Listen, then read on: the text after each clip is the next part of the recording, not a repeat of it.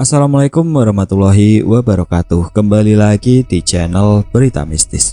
Untuk kisah kali ini masih melanjutkan dari kisah yang sebelumnya, yaitu sebuah kisah yang diambil dari Kaskus dari tulisannya Mak Gendis, yaitu sebuah kisah yang berjudul Gendis. Sebelum kita masuk ke ceritanya, tekan dulu tombol like video ini dan jangan lupa tekan juga tombol subscribe channel ini dan nyalakan juga lonceng notifikasinya agar tidak ketinggalan cerita-cerita baru dari channel ini. Dan bagi teman-teman yang ingin membaca langsung ceritanya, nanti silahkan saja kunjungi linknya yang nanti akan saya sertakan di kolom deskripsi. Dan seperti apa untuk kelanjutan kisah ini? Langsung saja kita simak berikut ini.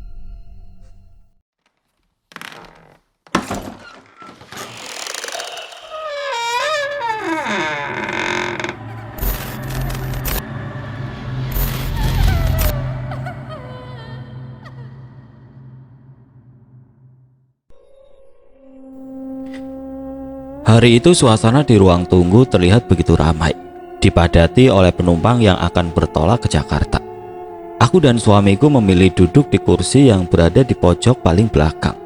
Untuk membunuh waktu, aku mengambil majalah yang disediakan dalam boarding room. "Mah, Dis au iya cawat ya?"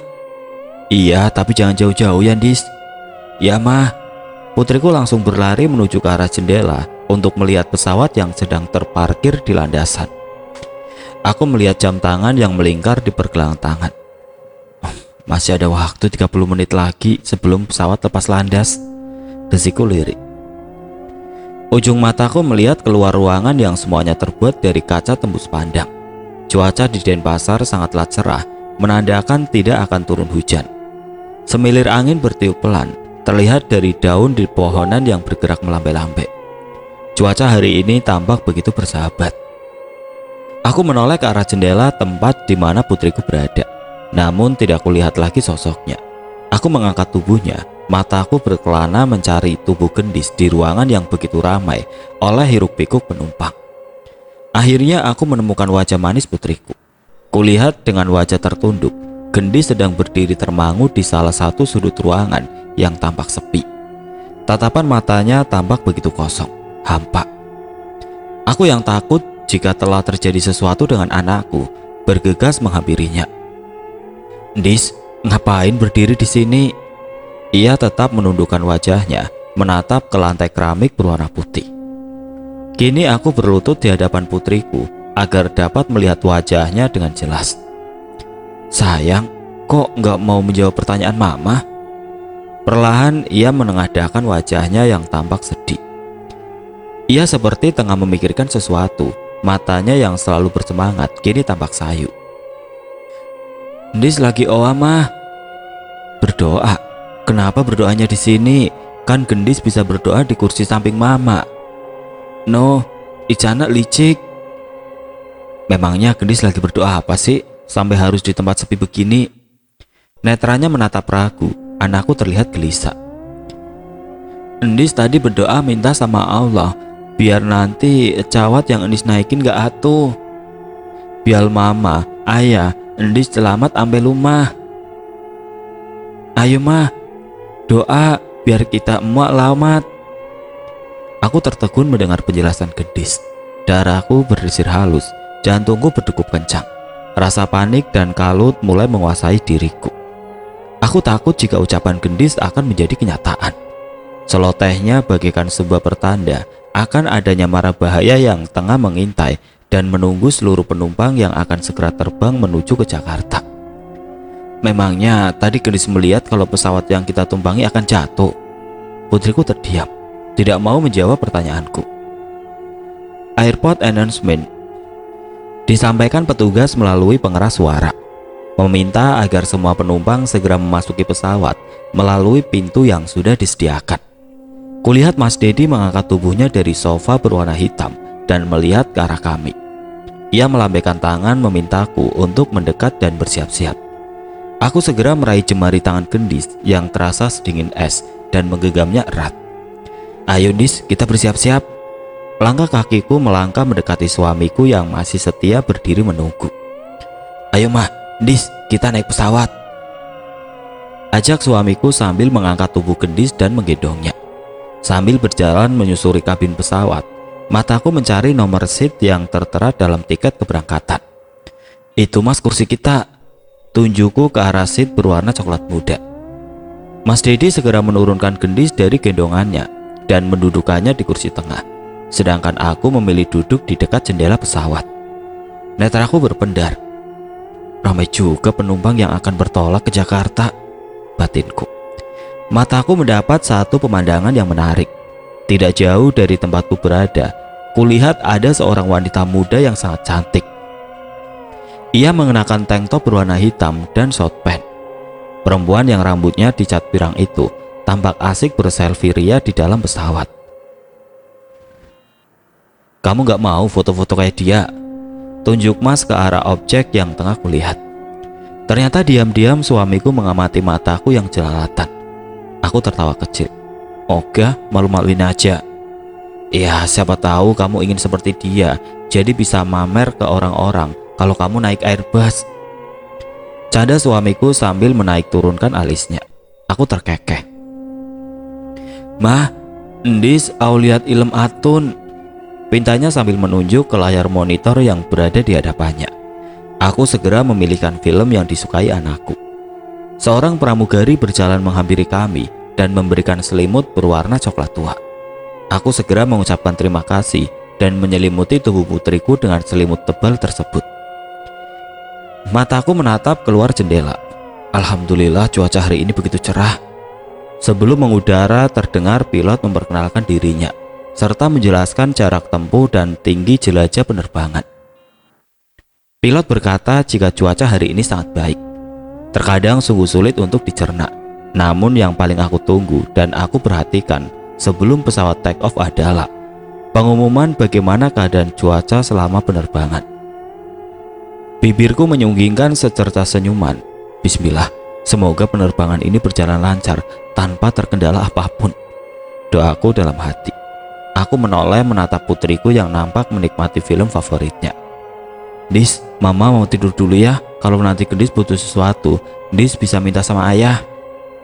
Anakku menatapku dengan tatapan tidak suka. Mama nih.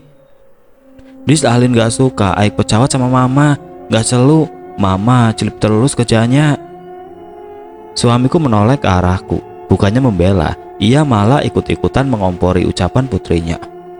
Ya begitulah mamamu Dis. Dari dulu setiap naik pesawat selalu saja ketakutan. Selama berada dalam pesawat, mamamu itu hanya tidur terus kerjanya. Iya ya, betul. Ayah nih mama. Enatan naik pesawat sama ayah, ija ngobrol. Ain aleng. Tuh mah, dengerin apa kata anaknya. Jangan malu-maluin ah. Kamu itu bukannya sekali dua kali berpergian naik pesawat. Masa kalah sama Gendis yang masih kecil? Goda Mas Dedi sambil tersenyum jahil. Aku mencibirkan bibirku mendengar Mas Dedi yang terus-menerus mengolok-olok diriku. Baik, balasku sambil meraih selimut dan memakainya hingga menutupi seluruh wajahku. Aku mendengus pelan. Seandainya saja suamiku bisa merasakan bagaimana rasanya menjadi diriku yang sedari kecil sudah trauma akan ketinggian. Gumamku lirik. Kedua tanganku mulai mengepal erat. Rasa takut membuat telapak tanganku menjadi basah berkeringat. Perlahan, peluh mengucur deras dari pelipisku. Aku terus berusaha memejamkan kelopak mata. Aku harus bisa tertidur sebelum pesawat tinggal landas. Kalau tidak, diriku bisa diterjang rasa panik luar biasa. Lambat laun semua tampak memudar dan gelap. Aku berhasil terlelap. Mah, Anun. Sebuah tangan mungil menggoyang-goyangkan lenganku. Ayo mah, uta atana. Aku mengintip dari balik selimut yang menutupi wajahku. Ada apa sih, Dis? Tanyaku dengan suara parau. Uta selimutnya. Aku segera menurunkan selimut berwarna coklat dari mukaku. Apa nak? Dis, aku diangku mama. Oh, Dis mau duduknya di pangku sama mama. Tumben sih. Tanyaku sambil mengamati raut wajah putriku yang tampak tegang. Aku segera membuka seatbelt putriku dan memangkunya. Mas Dedi menatap heran. Tumben, Gendis minta di pangku. Ada apa, Dis? kok nggak seperti biasanya? Tanya Mas Dedi kepada putrinya. Gendis hanya terdiam. Sesekali matanya tampak mencuri pandang ke arah jendela pesawat. Aku mengatupkan bibirku dan menggigitkan bahu. Kini bola mataku menatap ke arah layar monitor untuk mengetahui di mana saat ini posisi pesawat berada. Sebentar lagi kita akan melintasi Surabaya, gemamku. Mendadak jemari Gendis mencengkeram erat sweater yang aku pakai. Tubuhnya bergetar ketakutan. Mah, Gendis keret, bisiknya lirik. Jantungku berdebar kencang mendengar ucapan Gendis. Memangnya Gendis takut apa? Ia terdiam sambil menyandarkan kepalanya di dadaku. Tatapan matanya kosong dan tidak berkedip. Skat mah, skat, gumamnya lagi pada dirinya sendiri. Mah, olon utup ala Endis akek limut. Wajah putriku tampak begitu cemas ketakutan. Seolah-olah saat ini ia sedang melihat malaikat maut di hadapannya. Dengan rasa keheranan, aku menuruti permintaan putriku. Segera aku tutup seluruh tubuhnya dengan selimut yang disediakan oleh maskapai penerbangan. Perasaanku semakin tidak karuan. Aku kembali teringat akan ucapan Gendis di ruang tunggu bandara. Apa mungkin Gendis? Baru saja aku berbicara pada diriku sendiri. Tiba-tiba pesawat mengalami turbulensi udara. Pramugari yang sedang mendorong troli berisi makanan terjatuh di lorong pesawat. Dengan cepat pramugari cantik itu berdiri dan bergegas mencari kursi yang kosong dan segera mengenakan sabuk pengaman. Troli yang ia dorong kini bergerak sendiri dan terguling menabrak pintu toilet. Suasana yang semula hening menjadi berisik. Semua penumpang menjerit panik. Terdengar pengumuman dari awak kabin pesawat. Kita sedang berada dalam cuaca buruk. Mohon agar penumpang mengenakan sabuk pengaman dan tidak meninggalkan tempat duduk. Aku mulai diserang rasa panik. Mataku terpaku menatap layar monitor. Aku bersikap waspada. Kini posisi pesawat tepat berada di atas langit Surabaya. Ujung mataku melirik ke arah jendela. Langit yang semula biru berubah menjadi gumpalan awan hitam. Dari kejauhan terlihat kilatan petir menyambar-nyambar di udara. Pertanda akan datangnya hujan besar dan badai. Detik berikutnya, pesawat bergetar hebat. Dengan alasan keamanan, lampu kabin mulai diredupkan dan sekali lagi terjadi getaran kuat di dalam kabin. Pesawat kembali mengalami turbulensi. Goncangannya semakin hebat dan menjadi. Burung besi yang sedang membawaku terbang ke angkasa seperti dihempaskan oleh angin berkekuatan besar dan kencang. Teriak dan jerit histeris penumpang kembali memenuhi lorong kabin pesawat. Allahu Akbar, Allahu Akbar, pekik suara penumpang. Mereka mulai menyebut nama Sang Pencipta, seakan-akan maut sudah menjemput di depan mata. Di sisi lain, dalam minimnya cahaya, ekor mataku melihat penumpang wanita yang tadi sempat berselfie ria. Wajahnya tampak pias seputih kapas. Ia menangis, menjerit histeris. Sambil membungkukkan tubuhnya, ia terus memukul-mukul kedua pahanya dengan tangannya. Perempuan muda itu seperti kehilangan kontrol. Ia berteriak-teriak ingin segera minta turun dari pesawat. Dalam situasi yang mencekam, pilot tampak memberikan instruksi kepada seluruh penumpang untuk tetap tenang dan tidak melepaskan sabuk pengaman.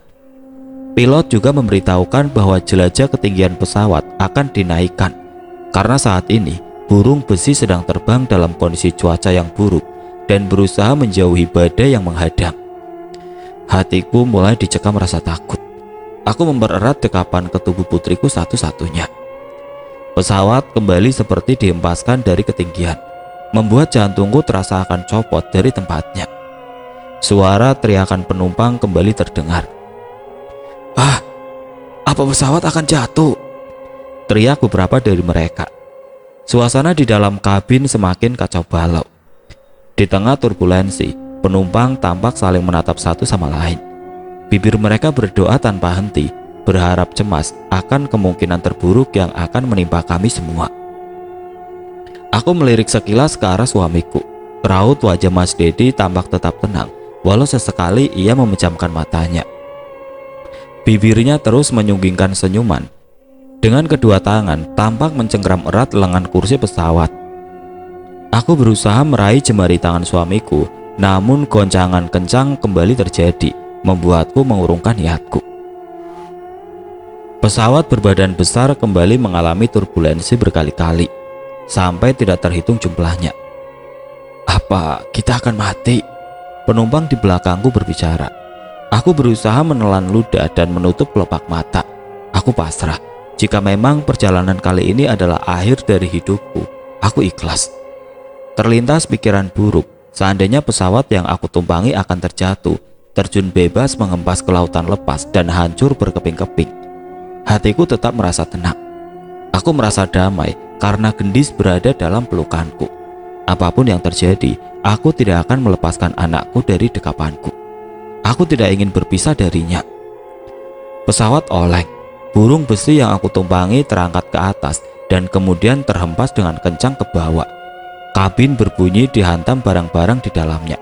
Banyak penumpang yang berteriak-teriak dan menangis kencang. Seluruh tubuhku terasa lemas tanpa tenaga. Aku segera berinisiatif mencubit lengan tangan, berusaha menjaga agar tetap tersadar. Kuat, aku tidak boleh black out. Kalau sampai aku pingsan, siapa yang akan menjaga Gendis? Aku memberi semangat pada diriku sendiri. Aku berbisik pelan di telinga putriku. "Dis, Mama ada di sini. Mama akan selalu ada untuk Gendis. Jadi Mama minta Dis jangan takut. Kita berdoa bersama-sama, minta sama Allah agar pesawat bisa mendarat dengan selamat sampai tujuan." Gendis semakin mencengkeram erat baju yang kupakai. Keadaan di pesawat seperti sedang dalam wahana roller coaster.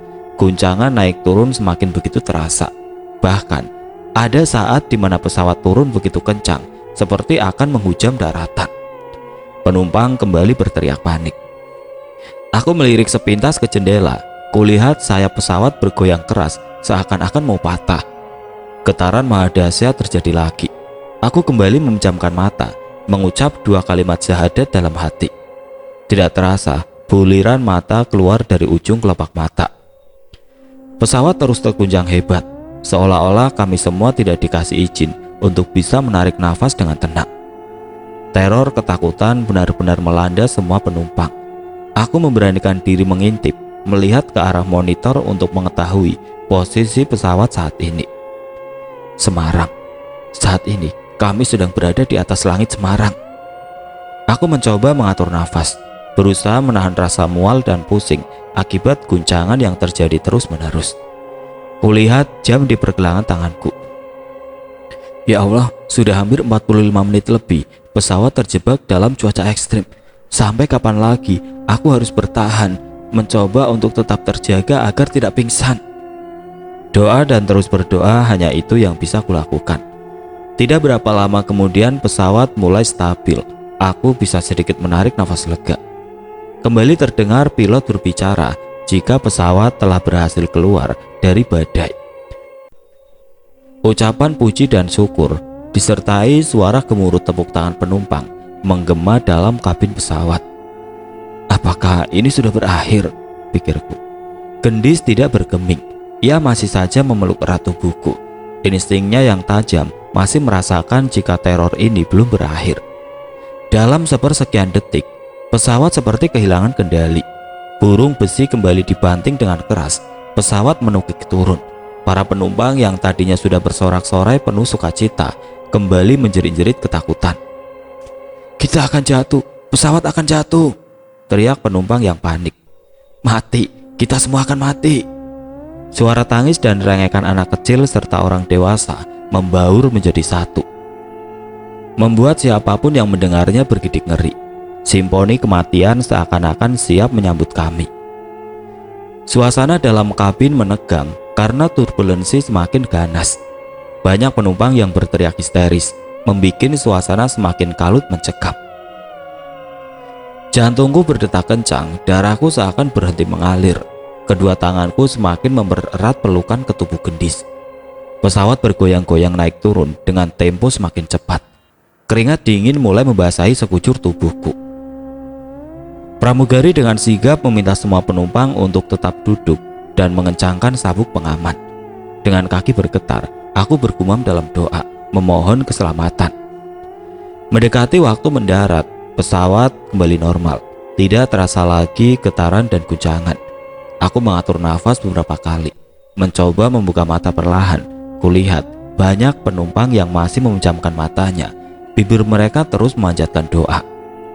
"Mah, Lis au duduk sendiri." Putriku menurunkan selimut yang menutupi wajahnya. Masih dengan tubuh gemetar, aku mendudukkan Gendis di sebelahku. Mas Dedi menatap lekat-lekat wajahku. Ia berbisik pelan. "Seandainya tadi pesawat jatuh, Mas sudah bersiap-siap langsung memeluk Ima dan Gendis. Kita bertiga jangan sampai terpisah." Dengan wajah pias, aku mencoba tersenyum. Gendis bergantian menatap wajahku dan ayahnya. Sejurus kemudian, bibirnya berucap, "Nan aja mah, ya. Ecawat, sekalan ndak aman." Ingin sekali rasanya aku bertanya pada Gendis, apakah sebelumnya putriku sudah mengetahui jika ini semua akan terjadi? Jika iya, siapa yang telah memberitahunya? Namun aku urungkan niatku. Aku yakin 100% jika anakku tidak akan mau menjawab pertanyaan yang aku berikan. Terdengar pilot memberikan pengumuman jika akan menurunkan ketinggian pesawat, sebuah pertanda bahwa sebentar lagi akan segera mendarat di Bandara Soekarno-Hatta. Dengan badan pesawat yang sedikit bergetar, akhirnya terjadi hentakan keras ketika roda pesawat berhasil mendarat dengan sempurna di landasan. Seluruh penumpang menarik nafas lega dan bertepuk tangan, memberikan aplaus kepada kapten pilot yang telah berhasil membawa kami semua kembali dengan selamat ke Jakarta. Setelah 2 jam yang menyiksa, akhirnya aku bisa menghirup udara bebas. Sambil berjalan di dalam lorong bandara menuju ke tempat pengambilan bagasi, aku mendengar beberapa penumpang sambil menangis terisak-isak menelpon keluarga masing-masing, menceritakan pengalaman yang baru saja mereka alami. Sebuah mimpi buruk yang mungkin tidak akan pernah mereka lupakan seumur hidup, atau bahkan akan membuat mereka trauma untuk berpergian menggunakan transportasi udara. Sambil menggendong Gendis, salah satu tangan Mas Dedi merengkuh jemariku. "Selama berpergian menggunakan pesawat, baru kali ini Mas mengalami turbulensi paling parah. Alhamdulillah kita masih diberi umur yang panjang sama Allah," ujarnya sambil mengecup pipi Gendis. Aku tersenyum getir. Rasanya jantungku seperti ketinggalan di udara jika harus kembali mengingat kembali peristiwa yang paling menegangkan sepanjang hidupku. Setelah mengambil bagasi, Mas Dedi segera memesan taksi bandara. Suasana jalan tol siang itu cukup padat. Semua kendaraan berjalan tersendat-sendat, membuat kepalaku semakin pusing. Perjalanan dari bandara menuju ke rumah yang biasanya hanya memakan waktu 2 jam, kini hampir 3 jam lamanya. Kendaraan yang kami tumpangi belum juga sampai ke tujuan. Jakarta, oh Jakarta, macetnya, gerutuku sambil mengamati padatnya lalu lintas. Setelah dilanda rasa jenuh yang luar biasa, akhirnya mobil berwarna biru tua mulai memasuki komplek perumahan. Suamiku memberi petunjuk ke driver arah menuju ke kediamanku. Tidak berapa lama kemudian, akhirnya keluargaku sampai juga dengan selamat di rumah. Mataku melirik sekilas ke arah rumah Mbak Kirana. Kulihat tetanggaku yang julid itu dengan tubuh membungkuk dan mata tidak berkedip, sedang mengintip dari balik celah pagar. Mungkin ia ingin tahu kendaraan siapa yang sedang terparkir di halaman rumahku. Bagai seorang penguntit, ia tampak mengendap-endap mengintai gerak-gerik keluargaku. Aku segera menggendong Gendis turun dari taksi dan menurunkannya di depan gerbang.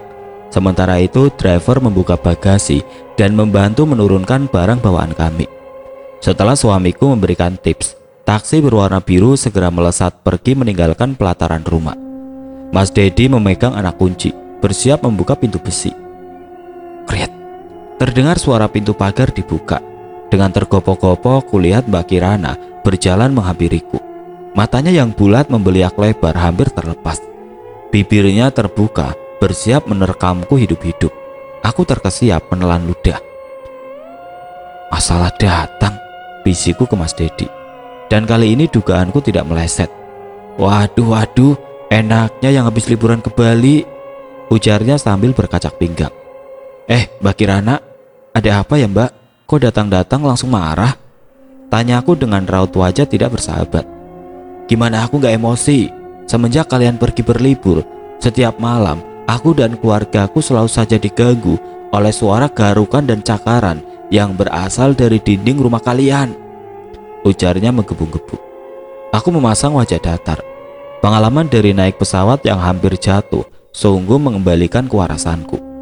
Aku jadi tidak bersemangat meladeni ucapan tetanggaku yang julid ini. Emosiku yang biasanya gampang tersulut kali ini meredah. Karakterku menjadi sedikit lebih tenang.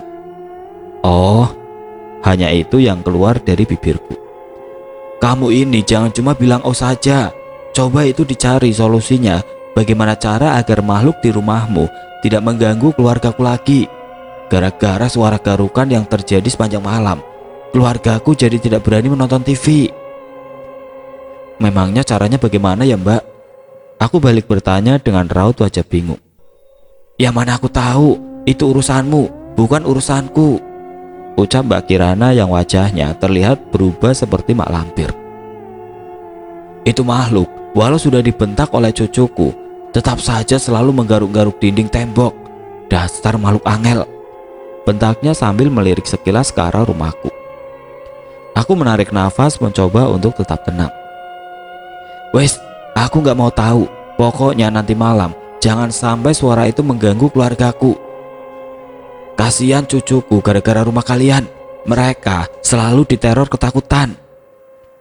Dengan wajah memerah bak kepiting rebus, Mbak Kirana berbalik badan meninggalkanku. Ia kembali berjalan menuju ke rumahnya dan menutup pintu pagar dengan kasar. Aku menggelengkan kepala. Sungguh sambutan yang luar biasa. Sabar Mas, sabar. Suamiku berusaha menenangkanku. Kenapa masih saja terjadi gangguan ya Mas? Tapi bukan keluarga kita yang diganggu, melainkan malah tetangga sebelah rumah. Suamiku menggeleng pelan. Mas juga tidak tahu mah. Sudahlah, jangan terlalu dipikirkan. Ayo lekas masuk.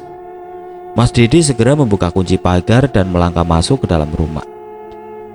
Assalamualaikum semuanya. Dis pulang, bisikku lirik. Aku membuka pintu rumah lebar-lebar. Udara pengap sontak menyeruak keluar, menyambut kedatanganku. Putriku mematung di ambang pintu. Matanya tampak mengawasi remote TV yang berada di atas sofa bed. Sejurus kemudian bibirnya melengkungkan sebuah senyuman. Dan tiba-tiba televisi menyala dengan sendirinya. Seperti ada yang sedang memainkan remote-nya. Channel TV berganti memilih menu YouTube dan memutar film kartun. Gendis tersenyum lebar. Sambil tertawa riang, anakku berlari menuju ruang TV. Ia segera merebahkan tubuhnya di atas sofa bed berwarna merah sambil terus tersenyum gembira. Aku dan suamiku saling berpandangan. Sepertinya teman Gendis sudah menunggu kepulangan anak kita ke rumah, bisik Mas Dedi. Aku mengangguk pelan. Apa jangan-jangan makhluk yang selalu meneror keluarga Mbak Kirana itu kangen sama Gendis ya Mas? Mereka kecarian putri kita, makanya mereka selalu mencakar-cakar tembok. Bisa iya dan bisa tidak mah, hanya Allah yang tahu jawabannya, jawab suamiku bijaksana.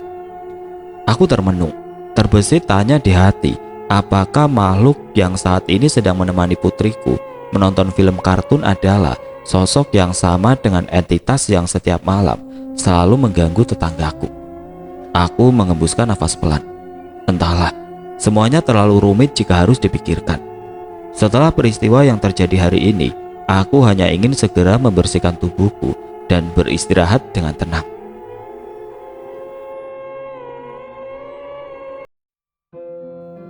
Oke teman-teman, sampai di sini dulu ceritanya. Nantikan kelanjutan kisah ini di video berikutnya.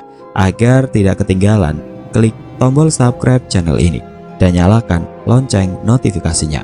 Wassalamualaikum warahmatullahi wabarakatuh.